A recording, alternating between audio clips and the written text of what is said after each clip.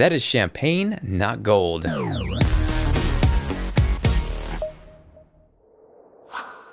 Hey guys, Jonathan here with TLD, and as many of you may or may not know, there's been a ton of leaks regarding Apple's upcoming iPhone 5C, and more specifically, over the past week or so, their upcoming iPhone 5S, which from the looks of it, it's pretty much all but official that we will see a quote-unquote gold iPhone 5S. Now I say that because I was able to get my hands on one of the leaked back casings, and it's definitely more of a champagne color. It's a little lighter, not so in your face when you think of the word gold. And initially, before I shot the video, I wanted to bring you a little more than just a first look at the back piece of a case. I can see that being a little bit boring, so I got the crazy idea to see if I could rip apart and dissect an iPhone 5, but put it back together inside the iPhone 5S housing. So it was tedious, but at the same time, it was fun seeing how much detail and precision goes into these pieces of technology that we use on an everyday basis and sometimes take for granted.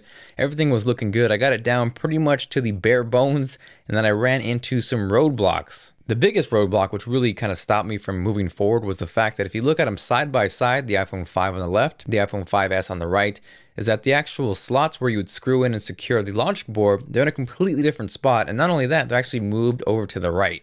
I could have half-assed it and kind of forced it in there and screwed it in certain spots, but it really didn't sit right, and I noticed if I was trying to insert the SIM card, it was giving me problems, and I really didn't want to ruin a perfectly good iPhone 5. So that actually shows me by Apple moving it over slightly to the right that they're going to beef up the processor but slim down the form factor, effectively leaving more room for battery on the left. If you notice, right now on the iPhone 5, the battery kind of just goes right to those screw slots, and by putting the same battery into the iPhone 5 housing, you can see there's a little more space for battery, which is definitely a good thing. Aside from that, there was a few small differences like the inner screws towards the top. Those were slightly different as well, and you can obviously see the cutout for the flash is different on the iPhone 5S, which obviously means we should see a much improved flash. On the outside, however, everything pretty much looks identical. The lightning port, the speakers, the headphones, the SIM card slot, even the buttons, they're all placed the same. We just really see those tweaks and differences on the inside. So at the end of the day, while I really wanted to bring you guys a fully functional iOS 7 equipped gold champagne iPhone 5S Frankenstein prototype,